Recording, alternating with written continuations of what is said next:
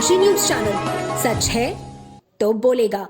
बलिया जिले के बैरिया थाना क्षेत्र के मधुबनी गांव में एक दर्दनाक सड़क हादसा हुआ, जिसमें एक कार असंतुलित होकर पानी से भरे गड्ढे में पलट गई। स्थानीय लोगों ने कड़ी मशक्कत के बाद कार में फंसे लोगों को बाहर निकाला। इस हादसे में एक महिला को गंभीर चोटें आई हैं, जिसे चिकित्सकों ने मृत घोषित कर दिया। हादसा उस समय हुआ जब कार में सवार लोग द्वार पूजा करके लौट रहे थे। रास्ते में अचानक कार असंतुलित हो गई और गहरे पानी भरे गड्ढे में पलट गई। कार पलटने से सवारियों में अफरा तफरी मच गई। हादसे के बाद स्थानीय लोगों ने तत्काल घटनास्थल पर पहुंचकर कड़ी मशक्कत के बाद सभी घायलों को कार से बाहर निकाला। कार में फंसी महिला की हालत गंभीर थी। उसे नजदीकी अस्पताल पहुंचाया गया, जहां चिकित्सकों ने उसे मृत घोषित कर दिया। मृतक महिला की पहचान अभी तक नहीं हो पाई है, लेकिन स्थानीय सूत्रों के मुताबिक वह अपने परिवार के साथ द्वार पूजा के बाद घर लौट रही थी। हादसे में अन्य सवारियों को भी चोटें आई हैं, जिनका इलाज स्थानीय अस्पताल में चल रहा है। हादसे की सूचना मिलते ही पुलिस मौके पर पहुंच गई और कार को कब्जे में लेकर जांच शुरू कर दी। पुलिस अधिकारियों का कहना है कि हादसे के कारणों की जांच की जा रही है। गाड़ी बैक जैसे निकाले माने शादी में शामिल हो ले रहल हलो ना, अभी बारात जात गाड़ी में औरत बैठा रही है। अच्छा, बारात कहाँ से आई रहला? बारात चांदपुर से आई रहला। चांदपुर से। हाँ। आ ये औरत कहाँ के रहली है? औरत हमार साली रहली है। अच्छा, राउस माने सरुआइन रहली है, साहू के पत्नी रहली है। तो वो जैसे गाड़ी वाला रोकले रहल भैया। हाँ। तो कहली हमहू तनी चलब।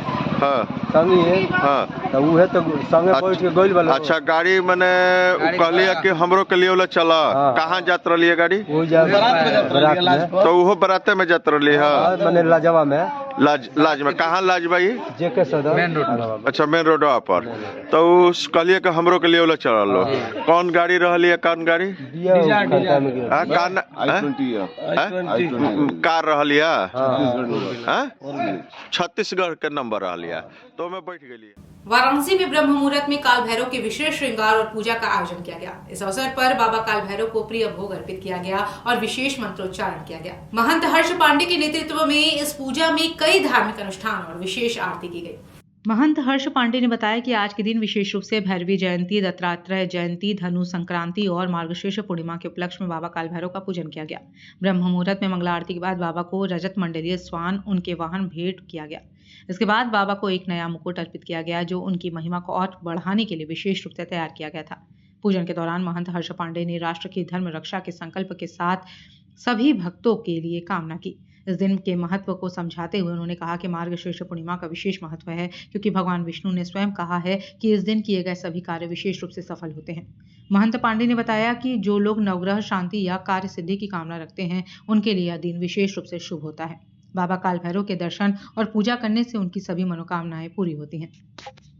आज बाबा को ब्रह्म मुहूर्त में मंगला आरती में विशेष भैरवी जयंती, दत्तात्रेय जयंती, धनु संक्रांति व मार्गशीर्ष पूर्णिमा के शुभ उपलक्ष्य में बाबा का विशेष पंचोपचार पूजन करने के बाद बाबा को रजत मंडित स्वान, जो उनका वाहन है, उसका भेंट किया गया। साथ ही में आज बाबा को नया मुकुट भी भगवान को समर्पित किया गया और राष्ट्र के व धर्म रक्षा के संकल्प से सभी भक्तों के लिए कामना की गई। मार्गशीर्ष पूर्णिमा का बेहद विशेष महत्व है। भगवान विष्णु स्वयं कहते हैं कि सभी महीनों में मार्गशीर्ष वह स्वयं है। पूर्णिमा के दिन सभी लोग जो कार्य सिद्धि के लिए चाहते हैं, जो नवग्रह शांति चाहते हैं, बाबा की भक्ति चाहते हैं, इस दिन भगवान के शरण में जाने से वो हर चीज को लेकर के उनकी मनोरथ सिद्ध होती है। शुरू हुए सतपोखरी खेल समारोह का उद्घाटन चंदौली के सांसद वीरेंद्र सिंह ने किया। इस दौरान आयोजित कबड्डी के ओपनिंग मैच में गौरा कला की टीम ने सासाराम को 25-23 के अंतर से हराकर शानदार जीत हासिल की। दोनों टीमों के बीच जब खेल समाप्त हुआ तो गौरा कला की टीम 2 पॉइंट से विजेता रही। सांसद वीरेंद्र सिंह ने कहा कि इस प्रकार के खेलों से समाज में अमन और चैन बढ़ता है और युवाओं में एक नई ऊर्जा का संचार होता है। उन्होंने कहा, खेल समाज को एकजुट करता है और यह युवा पीढ़ी को शारीरिक और मानसिक रूप से मजबूत बनाता है। कबड्डी भारत का एक ग्रामीण खेल है, जो युवाओं को स्वस्थ और सशक्त बनाता है। ऐसे खेलों से युवाओं को मोबाइल फोन से दूर करके बेहतर दिशा में प्रेरित किया जा सकता है। सांसद ने यह भी कहा कि खेलों को नई ऊंचाई देने के लिए वे हर संभव मदद करेंगे और इस दिशा में काम करेंगे। उद्घाटन कार्यक्रम में प्रमुख रूप से चंदौली के कई गणमान्य लोग शामिल थे। इनमें हमीदुल्लाह प्रधान, महेंद्र यादव, जलालुद्दीन अंसारी, राहिब जाफरी, यावर जाफरी, चंद्रशेखर यादव, पूर्व विधायक प्रत्याशी और कई अन्य सम्मानित गेस्ट मौजूद थे। वाराणसी के बिनियाबाग मैदान में आयोजित बनारस मुशायरा ने शायरी की दुनिया को एक नया रंग दिया। इस मुशायरे में देश भर के प्रख्यात शायरों ने अपनी दिलकश शायरी पेश की, जिसने वहां उपस्थित दर्शकों को मंत्रमुग्ध कर दिया। बनारस मुशायरे का मुख्य उद्देश्य गंगा जमुनी तहजीब को प्रस्तुत करना था और इस आयोजन ने अपनी समृद्ध सांस्कृतिक धरोहर को बेहतरीन तरीके से प्रदर्शित किया। शायरों ने अपनी शायरी के माध्यम से न सिर्फ प्रेम, दर्द और तन्हाई के एहसास को व्यक्त किया, बल्कि यह भी दर्शाया कि कैसे भारतीय संस्कृति में विविधता के बावजूद एकता बनी हुई है। मुशायरा पिछले 6 वर्षों से आयोजित हो रहा है और एक परंपरा बन चुका है। आयोजन में जहां प्रख्यात शायरों ने शायरी की महफिल सजाई, वहीं उभरते हुए शायरों को भी मंच पर अपनी कला दिखाने का अवसर मिला। इस तरह से नई पीढ़ी को शायरी के प्रति प्रेरित करने का भी यह आयोजन एक अहम भूमिका निभाता है। इस मुशायरे में शामिल हुए शायरों की शायरी ने सभी को एक अलग ही दुनिया में खो जाने पर मजबूर कर दिया।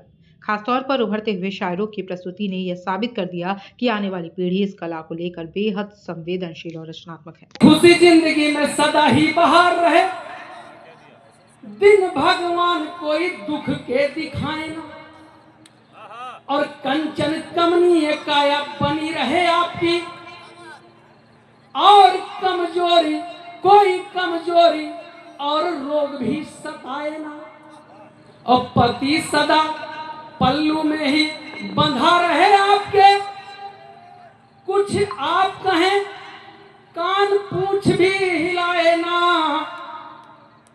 और रूप सौंदर्य दिन रात बढ़े।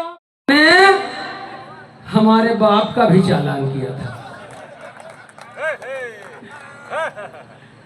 तो ये परिस्थितियां आती हैं, जहां भी जाता हूं, यहाँ डाइस पर तमाम शायरा बैठी हुई हैं, मैं 4 लाइन की प्रार्थना करता हूं इनके लिए। और अगर आप लोगों को लगता है कि मैंने वाराणसी के सिगरा थाना क्षेत्र के इंग्लिशिया लाइन स्थित गेस्ट हाउस रोजेज इन में एक युवक की संदिग्ध परिस्थितियों में मौत हो गई। सूचना मिलते ही सिगरा पुलिस और एसीपी चेतगंज गौरव कुमार मौके पर पहुंचे और मामले की गहराई से जांच शुरू की। मृतक युवक की पहचान दिलशाद के रूप में हुई है। दिलशाद डिब्रूगंज सोनभद्र अनपरा का निवासी बताया जा रहा है। दिलशाद 13 दिसंबर से अपने करीबी दोस्त नंदन के साथ गेस्ट हाउस में ठहरा था। 15 दिसंबर को दोनों गेस्ट हाउस छोड़ने वाले थे, लेकिन नंदन सुबह होटल से बाहर निकल चुका था, जबकि दिलशाद का रूम बंद पड़ा था। काफी समय तक आहट न मिलने पर गेस्ट हाउस के कर्मचारियों ने रूम का दरवाजा खोला और अंदर का दृश्य देखकर चौंक गए। दिलशाद अर्धनग्न अवस्था में बेड पर पड़ा हुआ था और उसके नाक से खून बह रहा था। गेस्ट हाउस के मैनेजर ने तुरंत पुलिस को सूचना दी, जिसके बाद सिगरा पुलिस और ACP Gaurav Kumar forensic team के साथ मौके पर पहुंचे। घटनास्थल से महत्वपूर्ण साक्ष्य जुटाए गए और शव को पोस्टमार्टम के लिए भेजा गया।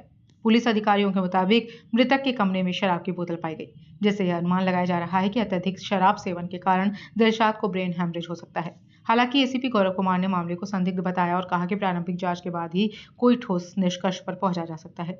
उन्होंने यह भी कहा कि मृतक के साथ ठहरा हुआ व्यक्ति नंदन लापता है, जिसकी तलाश की जा रही है। इंग्लिशिया लाइन क्षेत्र में ये रोजिन गेस्ट हाउस है। यहाँ के स्टाफ ने सूचना दी कि 2 लोग रुके हुए थे 13 तारीख से यहाँ पर, दिलशाद और नंदन झा। ये दोनों लोग आज चेकआउट करने वाले थे। इनके साथी कहीं दिलशाद के बाहर गए हुए हैं और ये कमरे में काफ़ी देर से मूवमेंट कोई नहीं है और पड़े हुए हैं बिस्तर पे। क्या वजह दिखाई दे रही है इस मामले में? क्या दिखाई दे रहा है? पुलिस मौके पे पहुंची है, फॉरेंसिक टीम भी आई है, उसने भी साक्ष्य संकलन किया है। अभी प्रथम दृष्टया जब देखा गया तो पाया गया कमरे में काफ़ी वोमिटिंग की गई है। बिस्तर पे, बेसिन में, वॉश बेसिन में काफ़ी वोमिटिंग किए हुए हैं। नाक से थोड़ा ब्लड भी निकला था। ऐसा लग रहा है कि ब्रेन हेमरेज, प्रथम दृष्टया ऐसा प्रतीत हो रहा है कि ब्रेन हेमरेज या कुछ ऐसी चीज़ हुई है। संदिग्ध परिस्थितियों में मृत्यु हुई है। पीएम के लिए भेजा जा रहा है। ये कहाँ के रहने वाले थे सर? इन्होंने जो एंट्री की है रजिस्टर में, उसके आधार पे ये है कि सोनभद्र के रहने वाले हैं। नाम मालूम सर? मृतक का नाम दिलशाद और एक जो उनके साथी हैं जो भी बाहर गए हुए हैं कहीं, उनका नाम नंदन झा। वाराणसी के हुडाबिर स्थित दास नगर कॉलोनी में स्थित सुहेल देव भारतीय समाज पार्टी के प्रदेश कार्यालय में विश्व प्रसिद्ध तबला वादक उस्ताद जाकिर हुसैन को श्रद्धांजलि अर्पित की गई। इस श्रद्धांजलि सभा में पार्टी के प्रमुख नेताओं और कार्यकर्ताओं ने शिरकत की और जाकिर हुसैन के योगदान को याद किया। नवनियुक्त प्रदेश महासचिव चंदन विश्वकर्मा ने मीडिया से बातचीत करते हुए कहा, उस्ताद जाकिर हुसैन का योगदान भारतीय संगीत जगत में अमूल्य है। उनका निधन भारतीय संगीत और संस्कृति के लिए एक बड़ी क्षति है, जिसे कभी भुलाया नहीं जा सकता। इस श्रद्धांजलि सभा के माध्यम से हम उन्हें श्रद्धांजलि अर्पित कर रहे हैं और उनके योगदान को याद कर रहे हैं। उन्होंने यह भी बताया कि पार्टी के कार्यकर्ता इस सभा में मौजूद थे और सभी ने एकजुट होकर जाकिर हुसैन को श्रद्धांजलि अर्पित की। सुहेल देव भारतीय समाज पार्टी के नेताओं और कार्यकर्ताओं ने जाकिर हुसैन के परिवार के प्रति अपनी संवेदनाएं व्यक्त की और उनके संगीत की धारा को हमेशा जीवित रखने का संकल्प लिया। श्रद्धांजलि सभा में प्रमुख रूप से प्रदेश महासचिव चंदन विश्वकर्मा, महानगर अध्यक्ष जागेश्वर राजभर, मंडल महासचिव दशरथ राजभर, पूर्व महासचिव मुकेश सिंह, संदीप राजभर और विनोद शर्मा सहित कई पार्टी कार्यकर्ता उपस्थित रहे।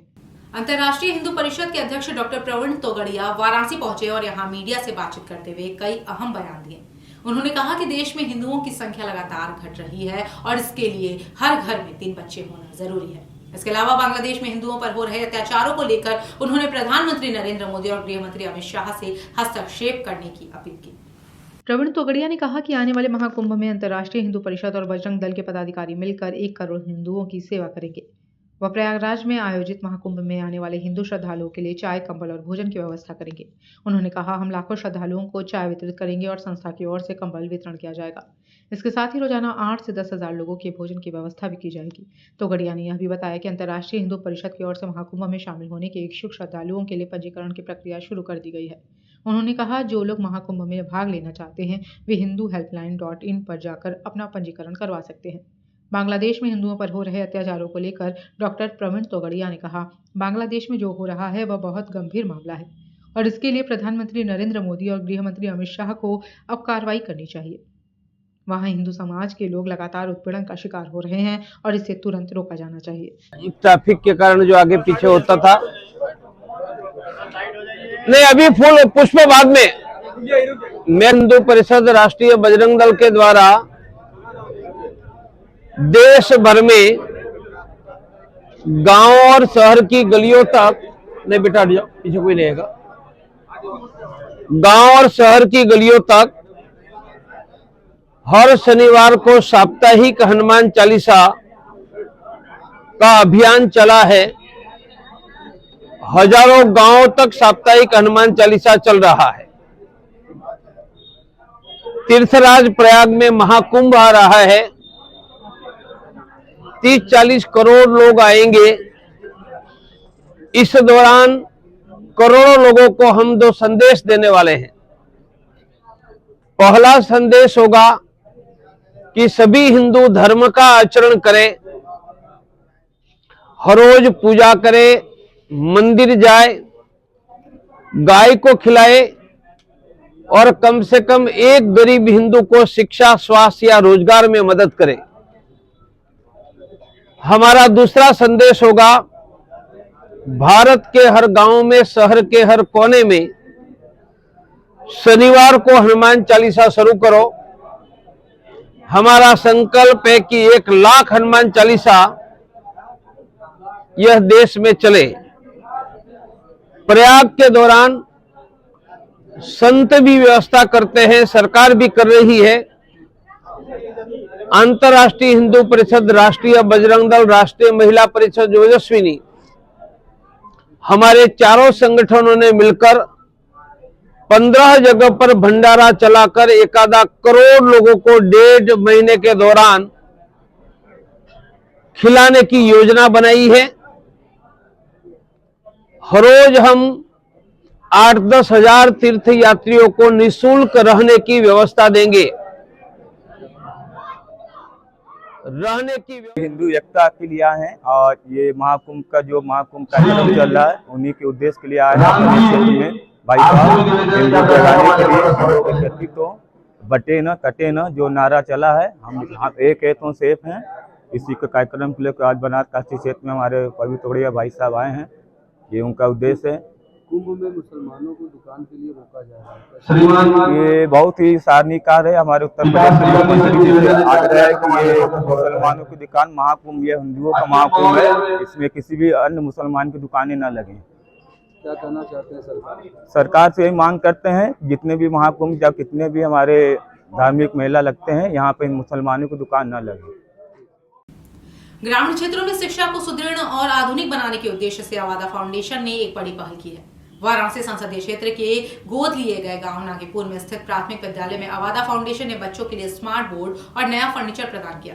इस कदम से बच्चों को अब आधुनिक और गुणवत्तापूर्ण शिक्षा मिलने का मार्ग प्रशस्त होगा।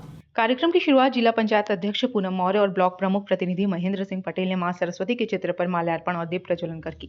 इस अवसर पर पूनम मौर्य ने कहा, सरकारी स्कूलों में अब पहले से कहीं बेहतर सुविधाएं उपलब्ध हो रही हैं। अवादा फाउंडेशन द्वारा प्रदान किया गया स्मार्ट बोर्ड और फर्नीचर बच्चों की शिक्षा को और अधिक प्रभावी बनाएगा। अब हमारे बच्चे भी स्मार्ट तरीके से पढ़ाई करेंगे। अवादा फाउंडेशन की निदेशक रितु पटवारी ने कहा, हमारी संस्था का उद्देश्य बच्चों को आधुनिक शिक्षा उपकरणों से सुसज्जित कर उन्हें भविष्य की चुनौतियों के लिए तैयार करना है। स्मार्ट क्लास के माध्यम से बच्चे प्रतियोगी परीक्षाओं में बेहतर प्रदर्शन कर सकेंगे। विद्यालय के प्रधानाध्यापक अनिल कुमार तिवारी ने कार्यक्रम का संचालन करते हुए कहा, अवादा फाउंडेशन द्वारा विद्यालय के नवीनीकरण कार्य ने विद्यालय की सौंदर्यता में 4 चांद लगा दिए हैं। अब स्मार्ट बोर्ड और नया फर्नीचर बच्चों के लिए एक वरदान साबित होगा, जिससे उनकी शिक्षा का स्तर और बेहतर होगा। इस अवसर पर ग्राम प्रधान मुकेश पटेल, शशिकांत श्रीवास्तव, राम बाबू, संतोष यादव सहित कई अन्य गणमान्य लोगों की उपस्थिति रही।